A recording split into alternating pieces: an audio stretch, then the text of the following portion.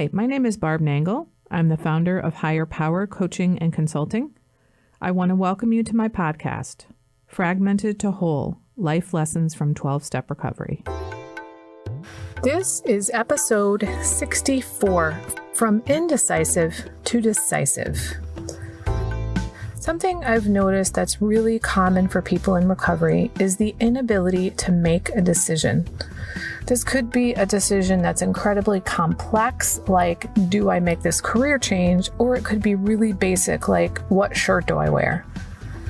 Sometimes people become so overwhelmed at the prospect of making decisions that they just can't make one, so they decide not to decide. This means you're leaving your life up to chance rather than taking the reins and choosing the course of your life. What I've learned, especially through recovery, is that not making a decision is way worse than making, quote, the wrong decision. I put that in quotes because in my experience, there's no such thing as the wrong decision. You can't possibly know what the outcome would have been in any situation had you made a different decision. What I typically say to someone who's struggling with making the right decision and or terrified to make the wrong decision is that there is no wrong decision except the one you didn't make. We tend to think that the right decision is going to lead us to the best outcome, but bad decisions can lead to good outcomes and good decisions can lead to bad outcomes. So let me unpack some of that. Sometimes even, quote, bad decisions can lead to good outcomes. That's why it's important to focus on the process rather than the outcome of your decisions. Instead of focusing on how successful your choices are, focus on how comprehensive your decision-making process is, how you make decisions. What I've learned over and over and over again in recovery is to reach out for help, to ask other people for guidance and feedback. This doesn't mean I'm going to do what they say. It means I'm going to get different perspective on choices I want to make. In the beginning of recovery, this was extremely difficult for me. You might even say impossible. I was used to being entirely self-sufficient. I never asked for help for anything.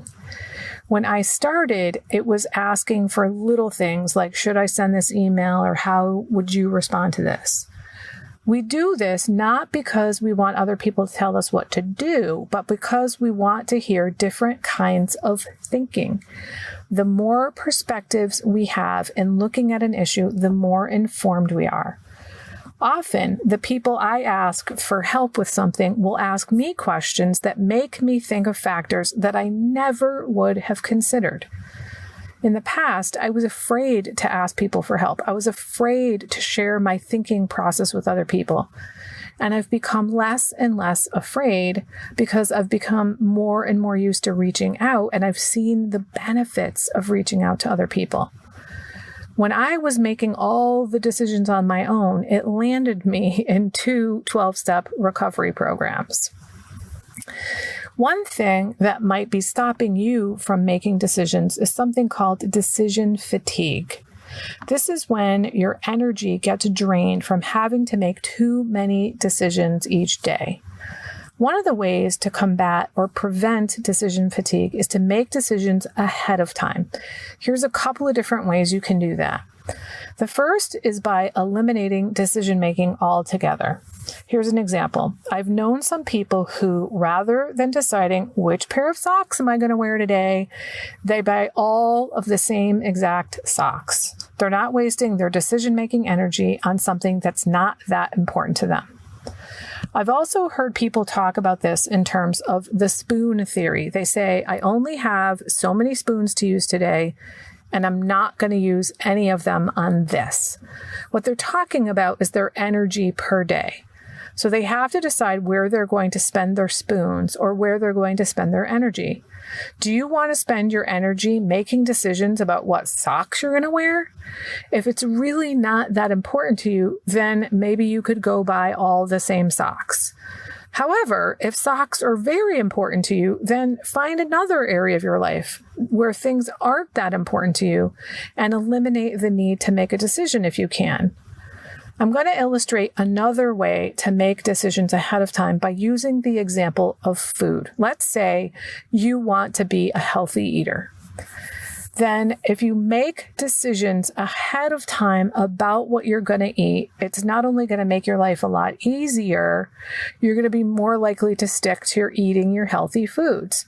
Maybe you plan for an entire week's meals at once. That means you've made the decision one time during the week for the whole week.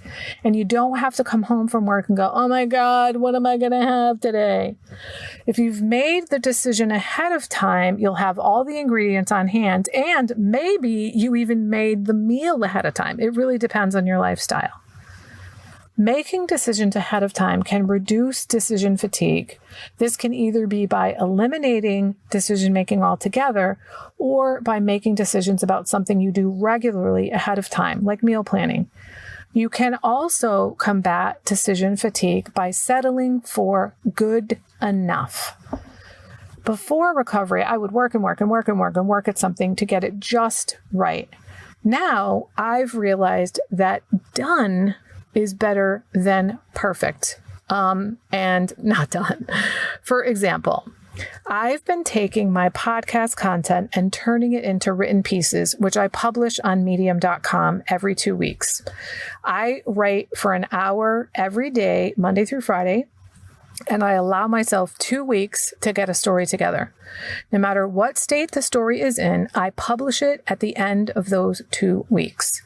Getting the content out there is more important to me than perfecting it. And there's no such thing as perfect anyway. When it comes to something creative like writing, there's no way to know when something is truly done. So I've instituted a deadline for myself, a boundary, if you will, so that I've made the decision ahead of time. The piece is done on the second Friday, period. I just learned in the last couple of days that there's actually a name for people who settle for good enough. They're called Satisficers. It turns out that Satisficers are consistently happier than people who are considered maximizers. Maximizers feel like they have to choose the very best possible option, and they often get really stressed when making decisions. Then, once they finally do make a decision, they're constantly calling into question whether that decision was the right one or not. More stress. Whereas Satisficers are like, maybe it was the best and maybe it wasn't, but at least I made a decision and was able to move on. They're content with the decision they've made. I have gone from being a maximizer before recovery to being a satisficer. I realized that that was like a game I played in my head. It was a way for me to self-sabotage. Even though I got a lot of shit done before recovery, I get way more shit done now because I'm moving forward all the time. I've learned how to make decisions in a healthy way, which is not to ruminate about them and go back over them again and again and again and again. That kind of rumination about anything is unhealthy.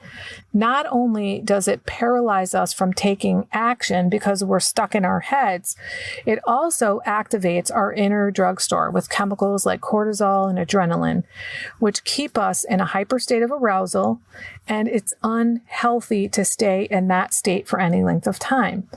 It also prevents us from thinking properly because it cuts off the frontal lobe. I don't know about you, but when I'm in fight or flight mode, I can't think.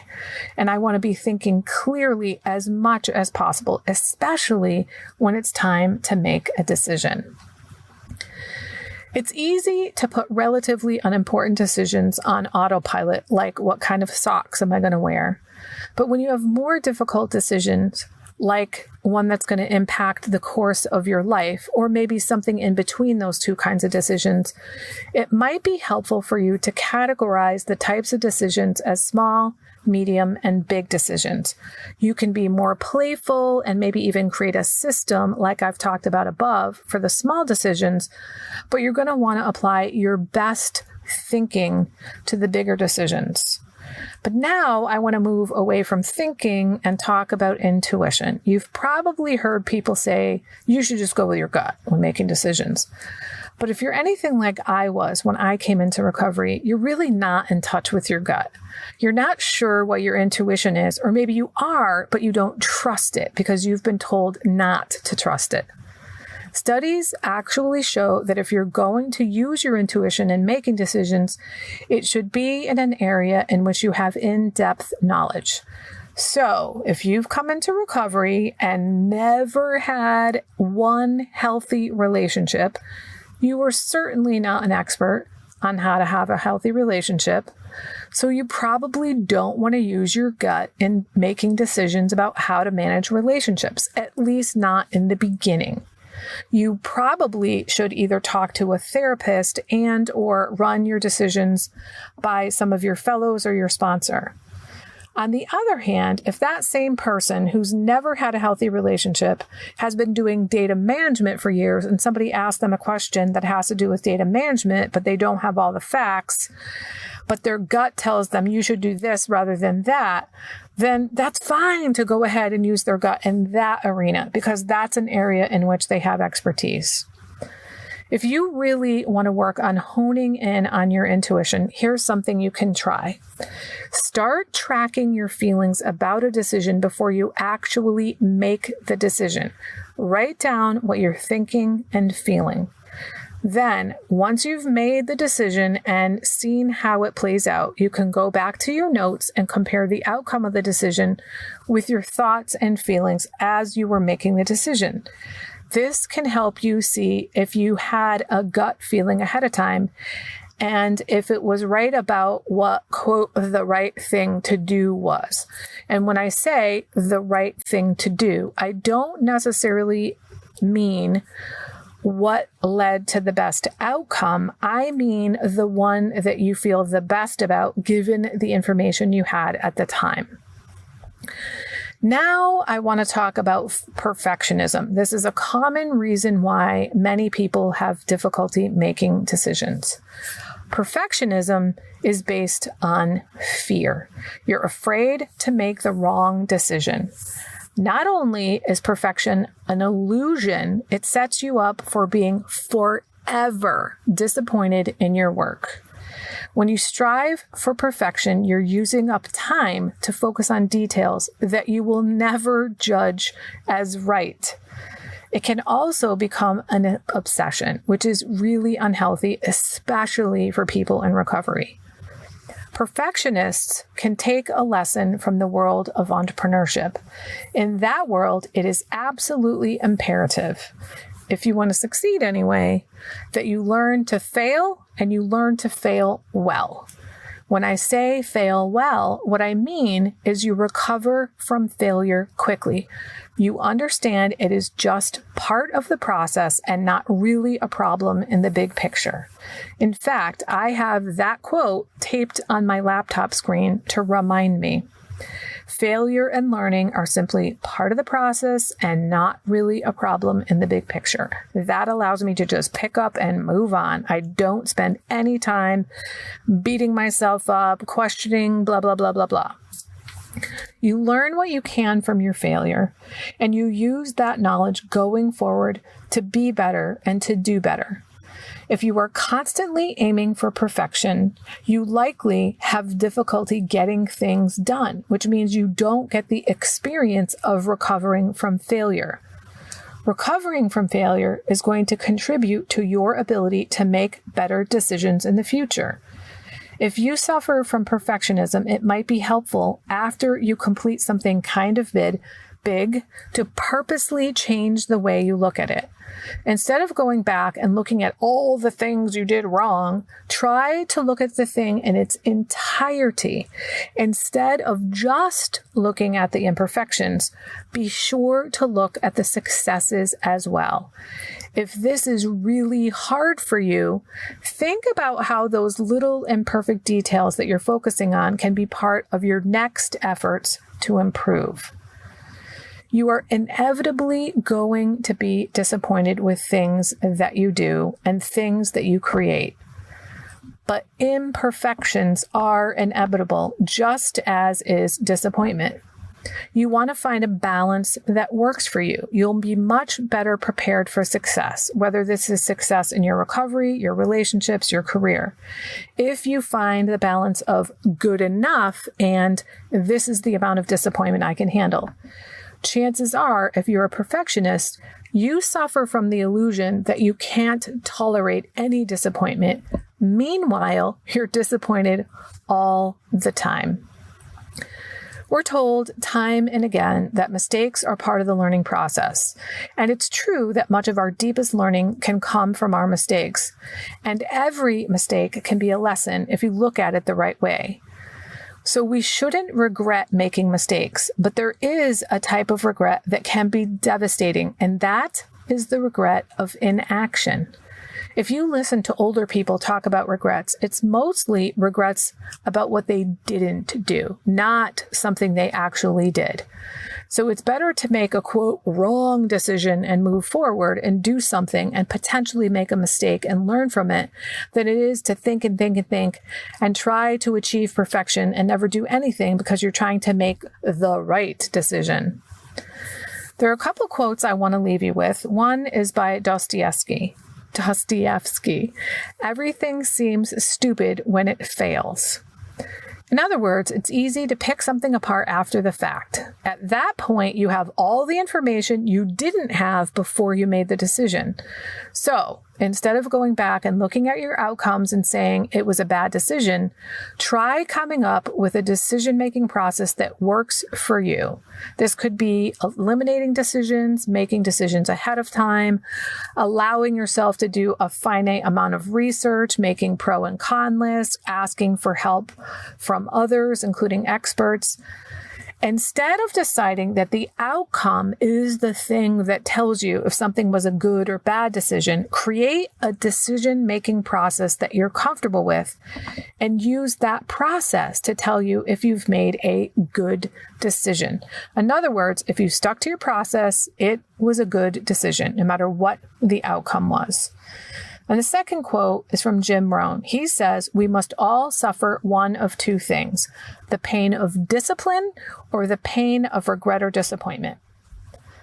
Achieving your goals, whether they have to do with recovery, your career, or your relationships, can be painful because of the amount of time, energy, and sacrifice it takes to achieve the things that are worthwhile. However, there is something else that's more painful. And that is the regret of inaction, disappointment, and laziness.